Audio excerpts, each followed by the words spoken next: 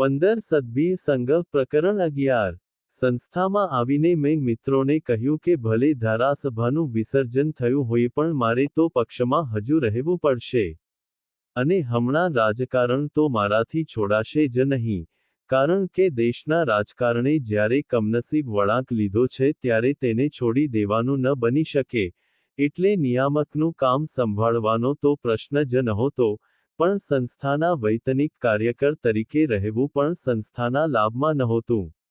આજ લગી આવો પ્રશ્ન ઊભો થયો જ ન હતો, કારણ કે કાર્યકર્તાઓના રાજકારણમાં ભાગ લેવાથી સંસ્થા પર કોઈ વાંકી નજર કરે તેવો ત્યારે સંભવ નહોતો.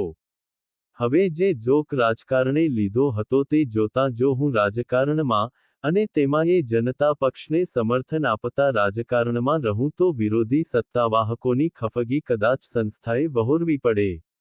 અને હું તેવી ખફગીનું નિમિત્ત બનવા ન ઈચ્છું. મારા માટે એ તબક્કે પક્ષ કે પક્ષનું સમર્થન છોડવું તે કાયરતા હતી.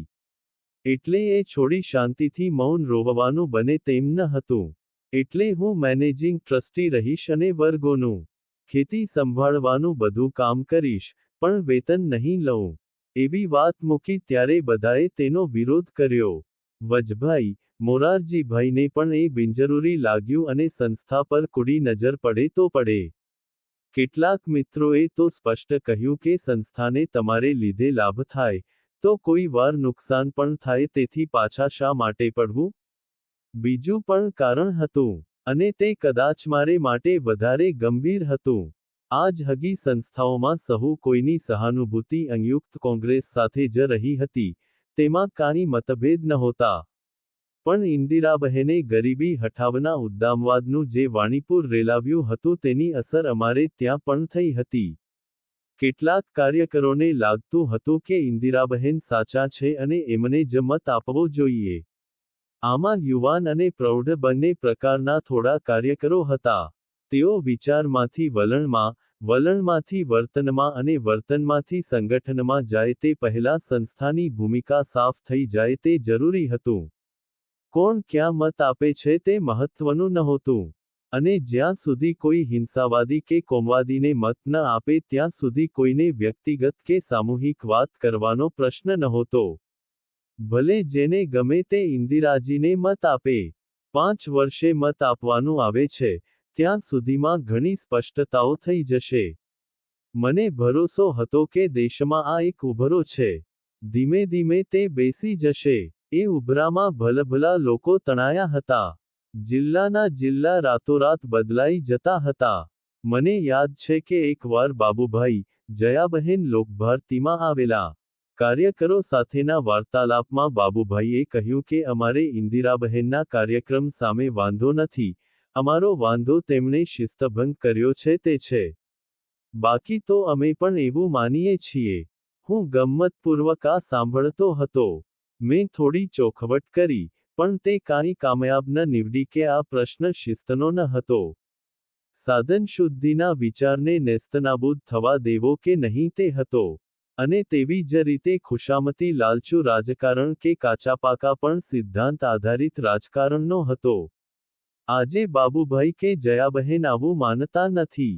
તેઓ સ્પષ્ટપણે જોઈ શક્યા છે કે એ રાહ અને જની કોંગ્રેસનો રાહ અલગ જ છે. પણ તે કાળે આવો ભ્રમ હતો. એવા ભ્રમમાં અમારા 2-5 કાર્યકર્તાઓ સપડાયા તો એમાં એમનો દોષ ન હતો. પણ મારી પાસે પ્રશ્ન એ હતો કે હું જો સંસ્થા કોંગ્રેસનું કામ, લોકભારતીમાં કોંગ્રેસને જે જનસંઘનું કે સી.પી.એમ. નું કામ કરવાની રજા માગે તો સંસ વૈતનિક કાર્યકર રહીને કરી શકું અને આવતીકાલે બીજો કોઈ કાર્યકર જીગ શું થાય, એને ના તો ન પડાય. એટલે પાણી પહેલા પાળ બાંધવી જરૂરી કે વૈતનિક કાર્યકર્તા ન હોય તે ઠીક લાગે તેમ કરી શકે છે. સંસ્થા પણ તેની લેવી હોય તો લે, ન લેવી હોય તો ન લે. સરકારી તંત્રને પણ સંસ્થા કહી ગઢ કે એ અમારા વૈતનિક કાર્યકર્તા નથી. તેથી તેઓ તેમના વિચારો પ્રગટ કરી ગર અને હું સંસ્થાનો હતો જ. મેં જે સંસ્થાનું સ્થાપન સંવર્ધન કર્યું. અને જેમણ હોય તે આપવાનો હતો જ. હા, મને થોડીક આર્થિક ભીંસ રહે તેવો સભા જુદા અસ્તિત્વનો સંભવ જ ન કલ્પી શકું તેને હું મારામાં જે કાંઈ સરળ હતો. પણ તે બહ નહીં. અમારી જરૂરિયાતો પણ થોડી જ હતી. આથી મારા વિચારને સમજાવતો રહ્યો. થોડો સમય લાગ્યો પણ આખરે સૌની સમ મળી. તે દિવસથી આજ લગી હું અવૈતનિક કાર્યકર જ છું. કાર્યકર તો પર જ, પણ મુક્ત. સંસ્થાના પ્રશ્નો ઉકેલવામાં બદ્ધ, પણ વેતન નહીં લેવા માટે મૂળ. આનું રૂડું પરિણામ અમે અનુભવ્યું. બહુ થોડાએ પહેલી બીજી ચૂંટણમ ઇન્દિરાજીને મત આપ્યા, અમે તે વિશે કશી ચિંતા કે ચર્ચા ન કરી. સંસ્થાના બહુ મોટા ભાગના કાર્યકરોના વિચારો સ્પષ્ટ હતા કે શિક્ષણમાં તો સ્વાતંત્ર્યની અને શુદ્ધ સાધન વ્યવહારમાં માનતા હો તો તેનાથી વિરુદ્ધ જતા રાજકારણની પછે ન કરી શકાય. બે જગ્યાએ બે ભિન્ન જ નહીં, વિરુદ્ધ માન્યતા હોય તો કો વિચારદોષ છે. મારા આ પગલાથી વિચારદોષને રૂકાવટ આવી, અને થોડા વધા પછી તો જેમને થોડું જુદું દેખાતું હતું તેમને પણ સાફ દેખાયું. નાના ભાઈએ સર્ચ શીખવ્યું હતું કે સંસ્થા સંચાલનમાં નિરાગ્રહનું ક્ષેત્ર વધારે, આગ્રહનું ક્ષેત્ર એક હોય. સિદ્ધાંતો ઝાઝા હોતા નથી. જેને ઝાઝા સિદ્ધાંતો હોય તે કદાચ સિદ્ધાંત એ સમજ્યો નથી.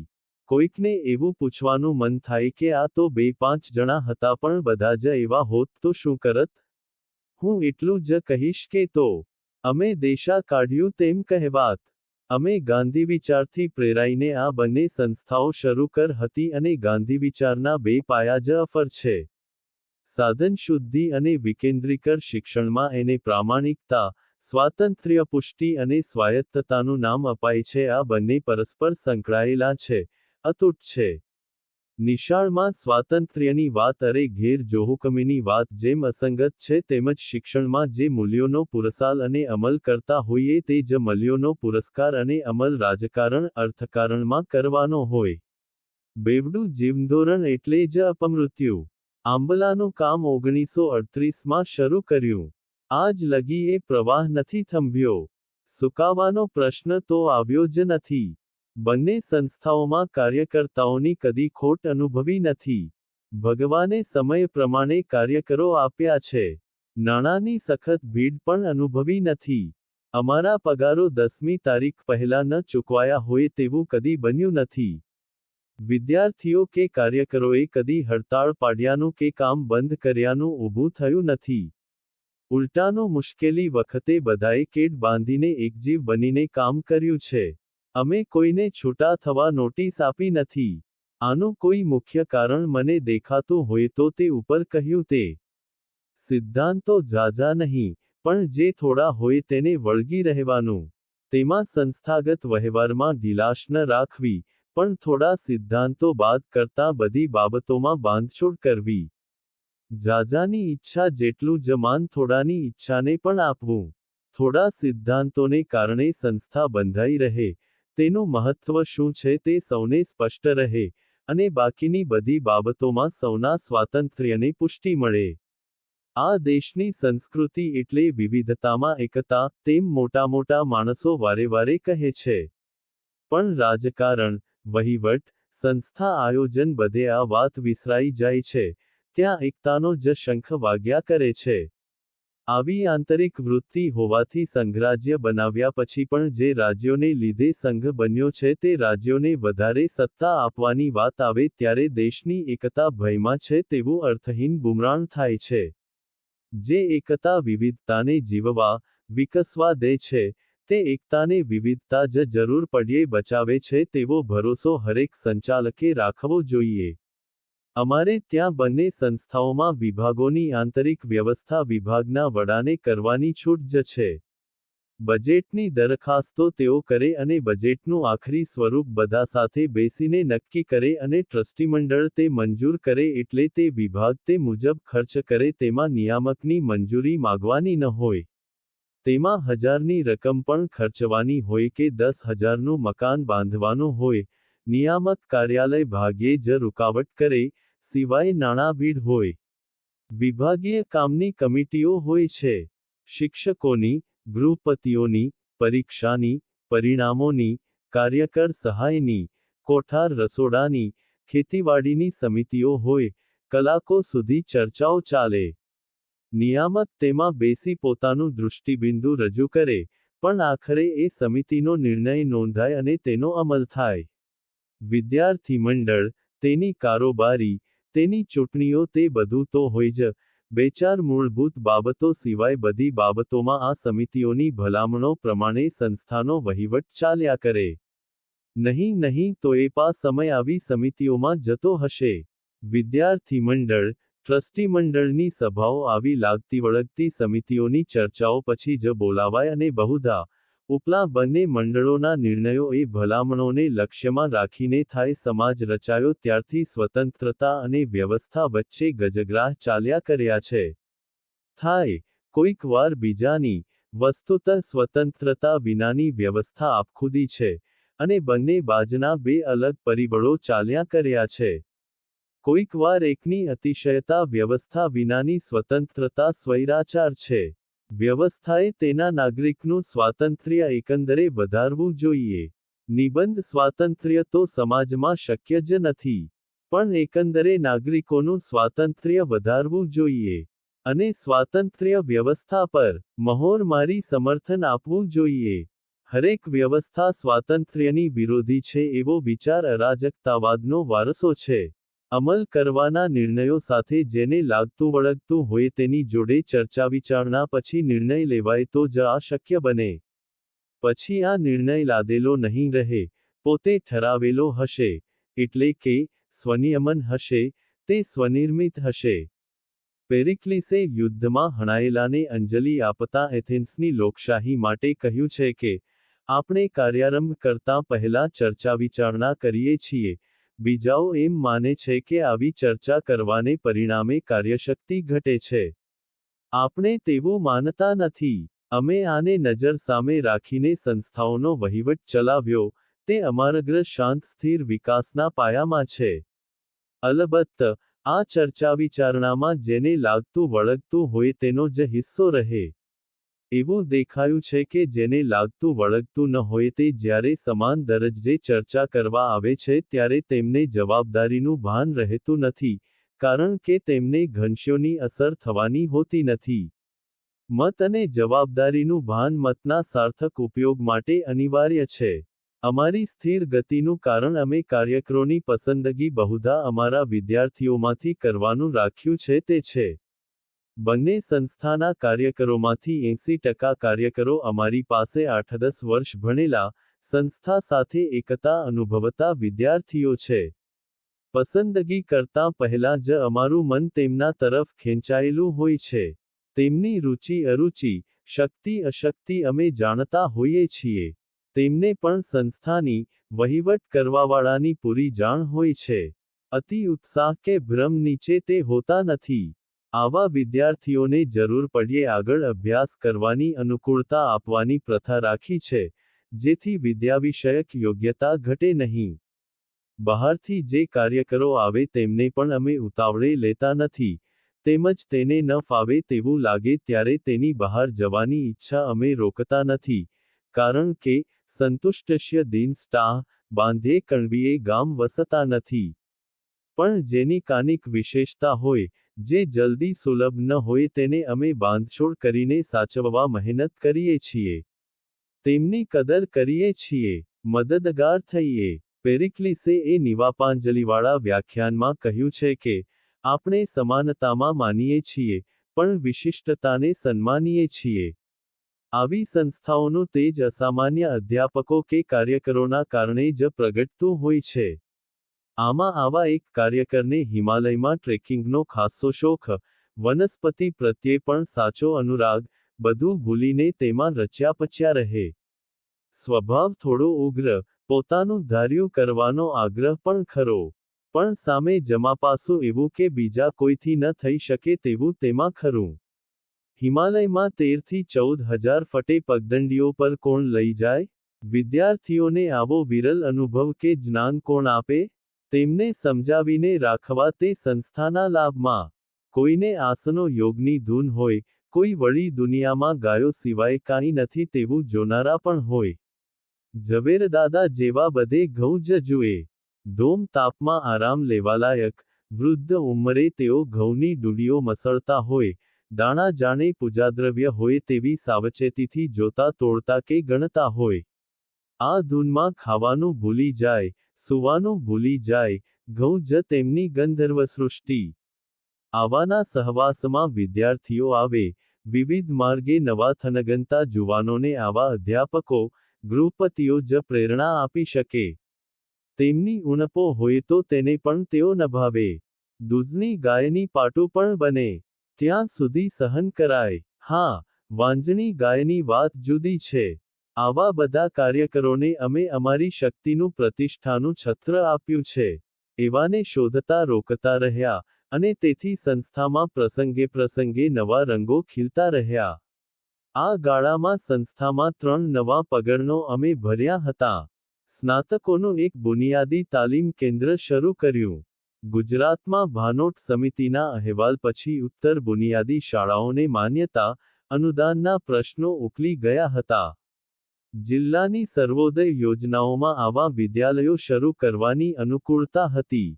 પણ આવા વિદ્યાલયો માટે બુનિયાદી તાલીમમાં શ્રદ્ધા ધરાવતા શિક્ષકો હોવા જોઈએ.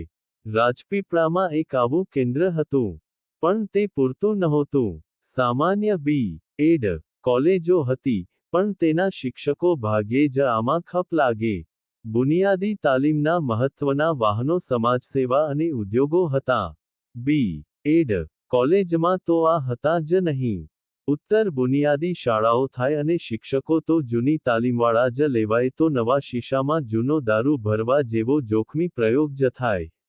અમે સ્નાતક સુધી ભણાવતા હતા, પણ શિક્ષણ ખાતાના નિયમ મુજબ હાઈસ્કૂલના શિક્ષકો તાલીમી જોઈએ જ, એટલે ઉત્તર બુનિયાદી કક્ષાએથી સ્નાતક કક્ષાના શિક્ષણ સુધી આવ્યા. નવા સંજોગોમાં સ્નાતક અધ્યાપન મંદિર શરૂ કરવું તે જરૂરિયાત હતી. લોકભારતી ના પ્રાંગણ પર એ શરૂ કરવામાં પાણી પુરવઠાની મુશ્કેલી હતી. સણોસરા 10 થી 12 ઇંચ વરસાદનું ક્ષેત્ર, ત્યાં પડતર જમીન હતી અને આંબલાથી નજીક હતું એટલે પસંદ કરેલું. પણ વરસાદ મોડો આવે કે ઓછો આવે તો વિદ્યાર્થીઓને કાં તો મોડા આવવાનું અને વહેલા જવાનું કહેવું પડતું. પ્રાથમિક શિક્ષક અધ્યાપન મંદિર, મહાવિદ્યાલય, પંચાયતી રાજ્ય તાલીમ કેન્દ્ર તો હતા જ. નવો વિભાગ ખોલીને પાણીની વધુ તંગી ઊભી કરવામાં ડહાપણ નહોતું. હું ધારાસભામાં હતો એ વખતે જેરામભાઈ ગૃહમંત્રી હતા. મેં વાતમાં કહ્યું કે શેત્રુંજી ડેમના જે મકાનો ડેમ બાંધતી વખતે મજૂરો, ઓવરસિયરો, ઇજનેરોના વસવાટ માટે બાંધ્યા હતા, તેને ઉખેડી સિંચાઈ ખાત કાટમાળ હરરાજ કરવા ધારે છે.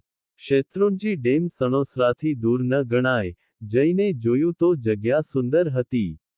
મકાનો પણ ઠીક હાલતમાં હતા. પાકા તો ન ગણાય. સાચવણી કરીએ તો ગરીબીને ભૂષણ માનનારા અમારા જેવા માટે તો સારા જ હતા.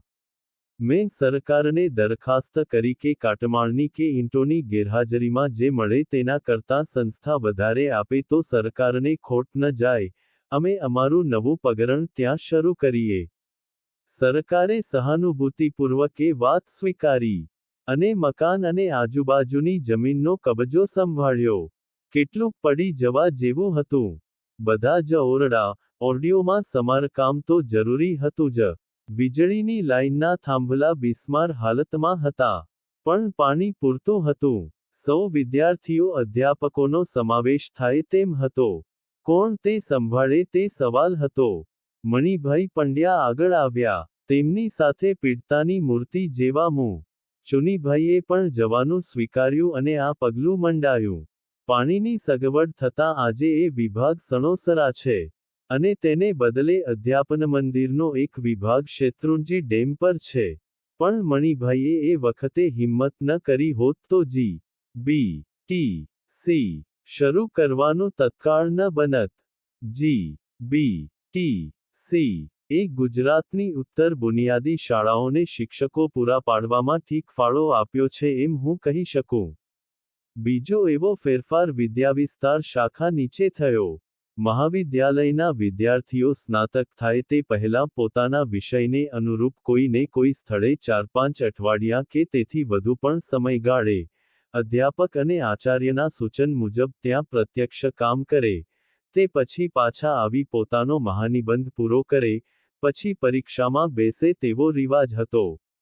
આ મુજબ ફળવિદ્યાના સ્નાતકો બાગબગીચામાં જતા, સહકારવાળા સહકારી મંડળીઓમાં જતા, ગોપાલનવાળા ગોશાળામાં જતા, શિક્ષણવાળાઓ શિક્ષણ સંસ્થાઓમાં જતા. આ કાર્યક્રમનો વિસ્તાર ગુજરાત બહાર છેક આલમોડા, લુધિયાણા પંથયુની સુધી થયો. નાસિક કાંદિવલીની ગોશાળાઓ તો આ કાર્યક્ષેત્રમાં મહત્વનું સ્થાન ધરાવતી જ. પણ અમે વિચાર કરીને આ ગાળાના બે ભાગ પાડ્યા, એક ગ્રામનિવાસ અને એક શિક્ષણનિવાસ.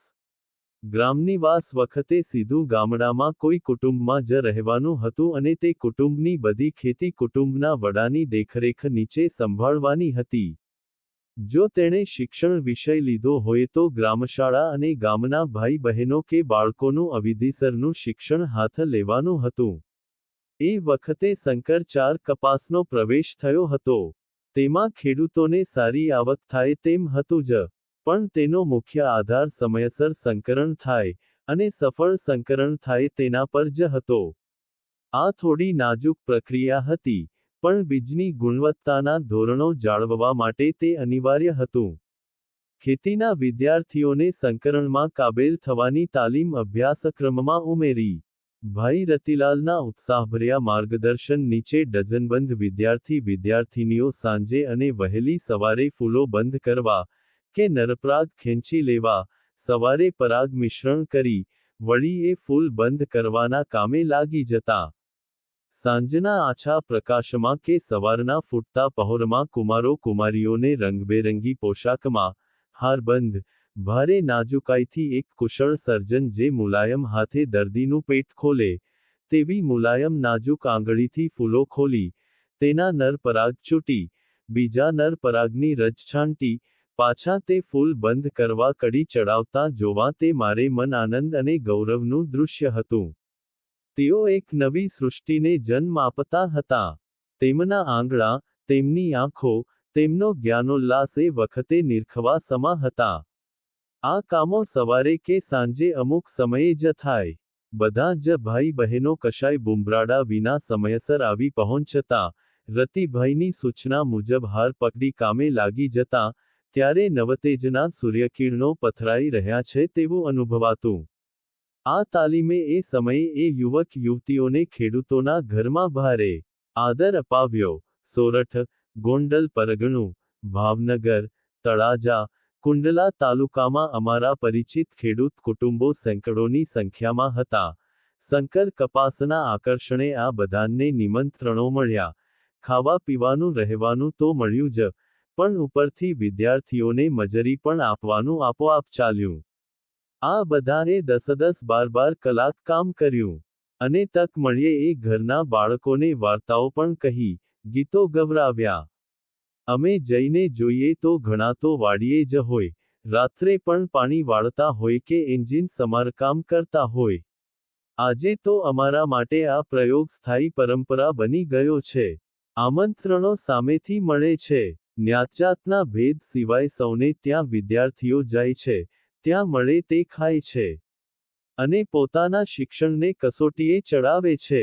કેટલાક કિસ્સામાં ઊંચી જ્ઞાતિના વિદ્યાર્થીઓ હરિજન ખેડૂતોને ત્યાં પણ ગયા અને રહ્યા છે. આ પ્રયોગે મને નવી જ દિશા ખોલી આપી.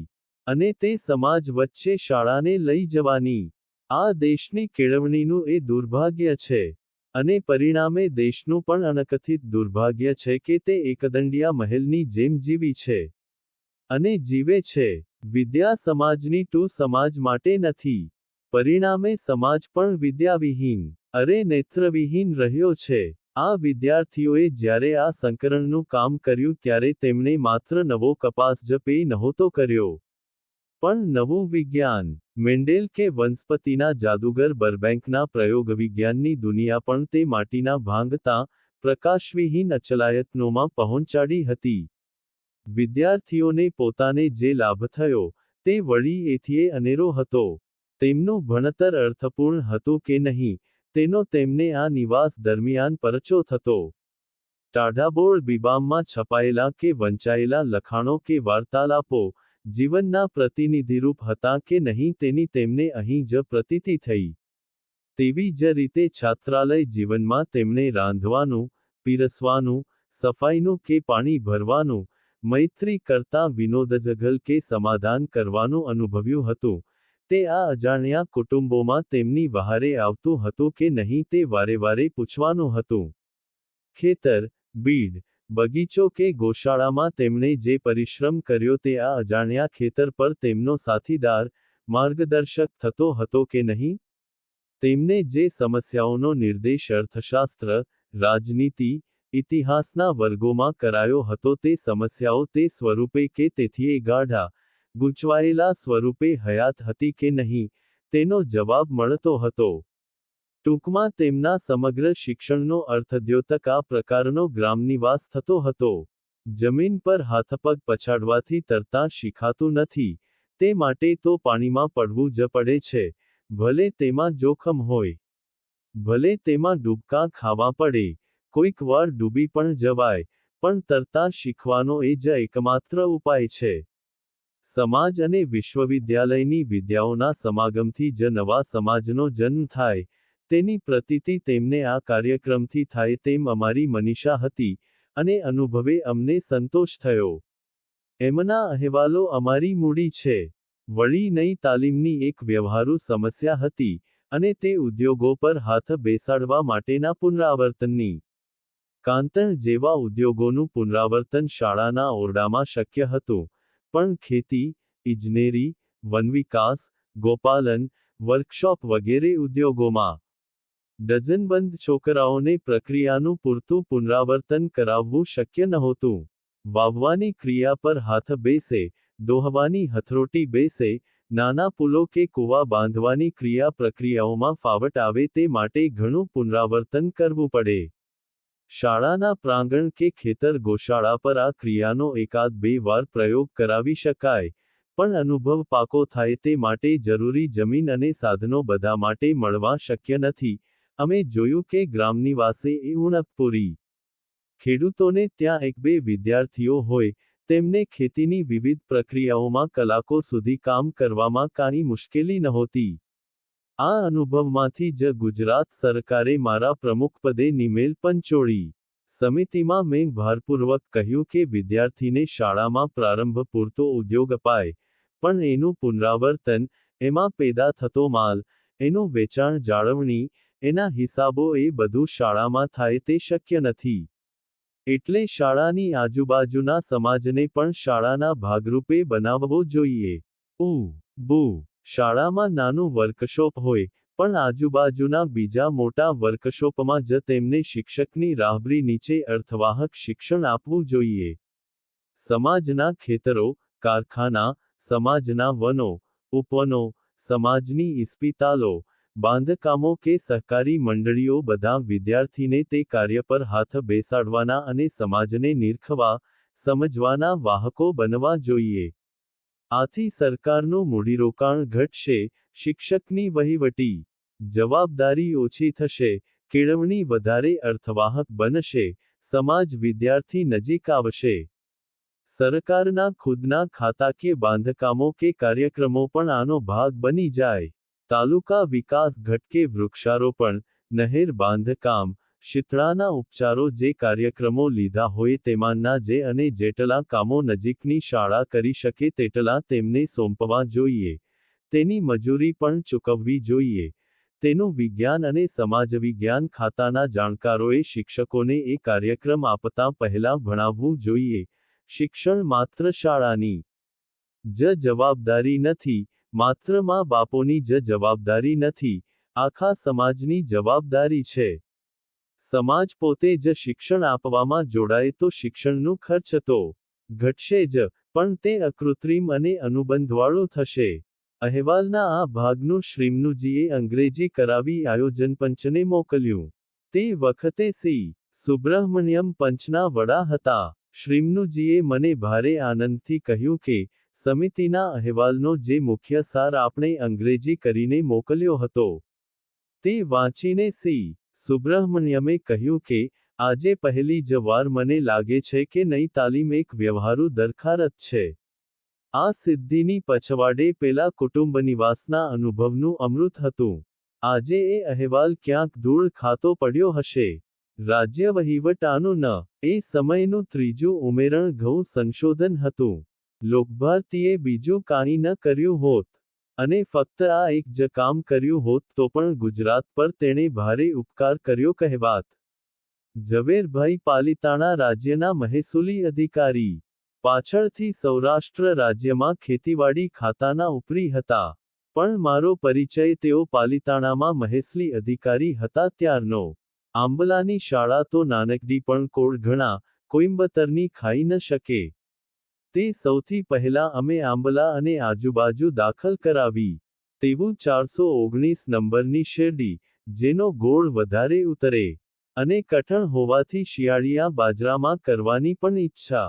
ઝવેરદાદા બાજરા પર પ્રયોગો કરે છે તે જાણેલું એટલે અવારનવાર પાલિતાણા જાઉં. મોટોમસ બંગલો, પણ તેમાં સાહેબશાહી ફર્નિચર નહીં, બધે બાજરાના ડંડા, જુવારના લોથા આવું ભર્યું હોય. બાજરીનું દડ લાંબ થાય, દાણા ભરચક હોય તેવું કરવા પોતાના કમ્પાઉન્ડમાં અખતરા કર્યા કરે. એ જમાનામાં અમેરિકા જઈ પીએચ.ડી. વનસ્પતિવર્ધન શાસ્ત્રમાં કરી આવેલા પણ રહ્યા હતા હાડોહાડ ગ્રામવાસી. ગ્રામવાસીની જેમ જ અલ્પ જરૂરિયાતો અને ગંજાવર પરિશ્રમ. તેમની પાસેથી શાકભાજીના નવા બિયાં લઈ આવું. ઘણા તો અમે કદી જોયા જ ન હોય તેવા. નિવૃત્ત થઈને ઘઉંનો પ્રયોગ કરવા માગે છે તે જાણેલું, એટલે લોકભારતી માં જ આવવા કહ્યું. મને તો ઓળખે, પણ નાના ભાઈ તરફ તેમને પૂજ્યભાવ. તેમની સંસ્થામાં ઉપયોગી થવાનું મળે તે તો ભાગ્ય ગણાય તેમ માને, એટલે તરત હા પાડી, અને એક શુકનિયાળ પડે લોકભારતીમાં પગ મૂક્યો. અમે ઘઉં સંશોધનની દૃષ્ટિએ અભ્યાસક્રમમાં તુરત ફેરફાર કર્યા. ભલાણી, ઉષાકાંત, વંડરા, ઝાલાવાડિયા ચારે એમને સોંપ્યા. દાદા આકરા કામ લેનારા, અને આ 4 જણ પણ આકરું કામ આપનારા. હું તો કોઈ વાર જોઉં, અર્ધું સમજું, અર્ધું ન સમજું, પણ સમજું છું તેવું દેખાડી સૌ ઉત્સાહપૂર્વક કામે લાગે તેટલું જોઉં. મુખ્ય માણસે બધું જાણવું જોઈએ તેવું માન્યું નથી. કદાચ તે જોખમકારક છે, કારણ કે તો વિભાગીય વડાઓના કામમાં દખલ પણ થાય, પણ મુખ્ય માણસને અમુક બરાબર રખાસ્તથી શું સિદ્ધ કરવું છે, અને તે સિદ્ધ કરવાની શક્તિ દરખાસ્ત લાવનારમાં છે કે નહીં તે જાણવું જોઈએ. અહીં પણ મને પેરિક્લિસ મદદરૂપ થયો છે. તેના વખ્યાત વ્યાખ્યાનમાં તેણે કહ્યું છે, સામાન્ય એથેન્સવાસી મૌલિક દરખાસ્તો કરી પકતો નથી, પણ આવી દરખાસ્તોનો તે શાંતમતી ન્યાયાધીશ થઈ શકે છે.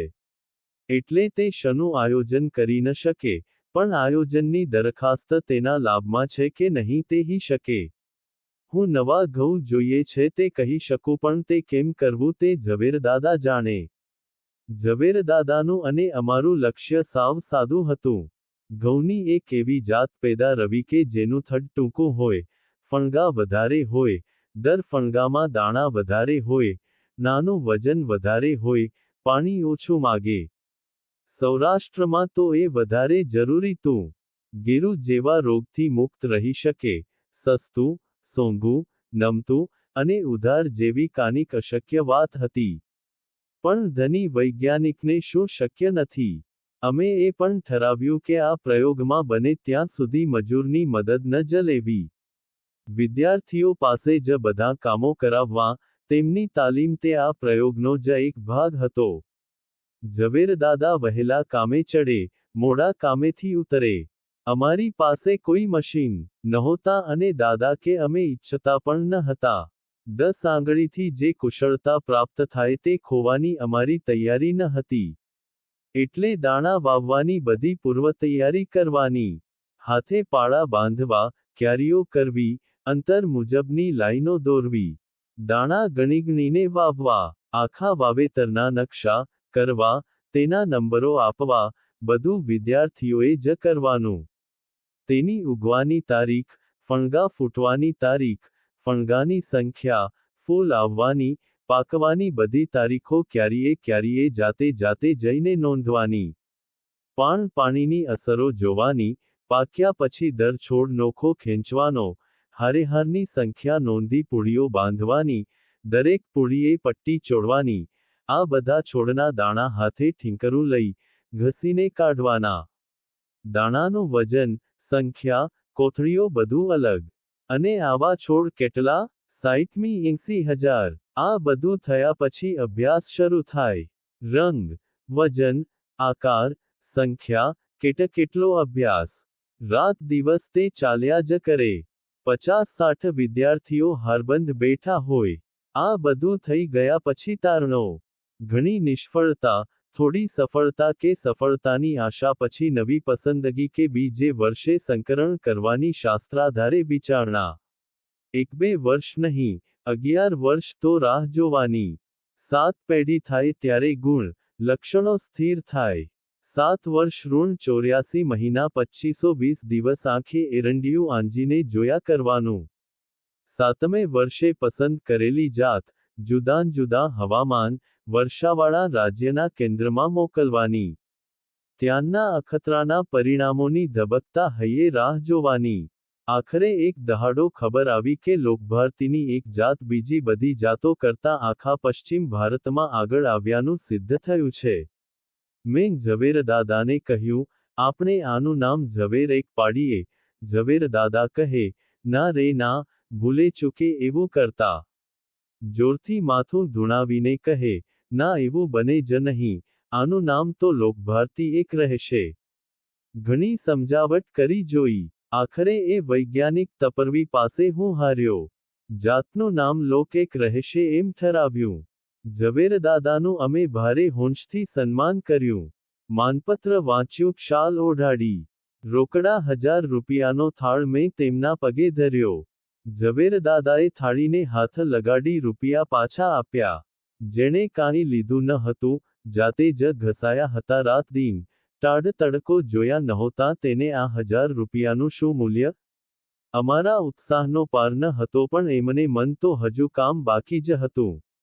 એમનું દોષ હતું દર વીઘે 100 મણ ઉપજ આવે તેવી જાત શોધવાનું. લોક એક વીઘે 50 મણ થઈ શકતા હતા. અરધી મજલ કપાઈ હતી. થોડી વધુ કપાઈ પણ છે. ભોપાલના સરકારી કેન્દ્રના ઘઉં સંશોધન નિષ્ણાત શ્રી ઉપાધ્યાય એકવાર આ કામ જોવા આવ્યા. બધું જોતાં કહે, આવી સામગ્રી તો અમારી પાસે પણ નથી. તમે કેટલું ખર્ચ કરો છો આની પાછળ? મેં કહ્યું, વર્ષે દહાડે 10,000 તમારે આ કામ કરવું હોય તો ત્યાં કેટલું ખર્ચ થાય? 1,00,000-1.5 લાખ સિવાય આવું ન બને. લોક એકમાંથી લોક 2, 3, 4, 5, 6, 7, 8, 9 જાતો આવી. હજુ પણ કામ ચાલે છે. આ લખું છું ત્યારે જ ભલાલી મને ખબર આપે છે કે આપણી લોક 4 જાત પ્રાદેશિક અખતરામાં બીજા નંબરે આવી છે. લોક એક પહેલા નંબરે જ રહી છે. ગુજરાત, મધ્ય પ્રદેશ, રાજસ્થાન, ઉત્તર પ્રદેશની બધી નવી મુકાયેલી જાતો કરતાં લોક એક આગળ છે. તેની બાજુમાં બીજા નંબરે લોક 4 છે અને લોક 7 દેશની પ્રાથમિક અખતરાની તપાસમાં પ્રથમ નંબરે આવી છે અને લોક એક કરતાં 11% વધુ ઉત્પાદન આપ્યું છે. ગુજરાતના નવનિર્માણ આંદોલન વખતે અમારે ત્યાં તો હડતાળ પડી નહોતી. રોજિંદું કામ ચાલતું હતું એટલે નવનિર્માણના કોઈ વિદ્યાર્થી આગેવાનોએ અમારા વિદ્યાર્થીઓને બંગડીઓ ભેટ મોકલી. અમારા વિદ્યાર્થીઓએ વિચાર કરી તેમને પ્રત્યુત્તરરૂપે ઘઉંની કુંડી ભેટ મોકલી. શબ્દશક્તિની ગુણવત્તાને ચાહનારા એક માણસની રાહબરી નીચે આ બન્યું તે મારા માટે પરમ સંતોષનો, અમી ઓડકારનો અવસર હતો.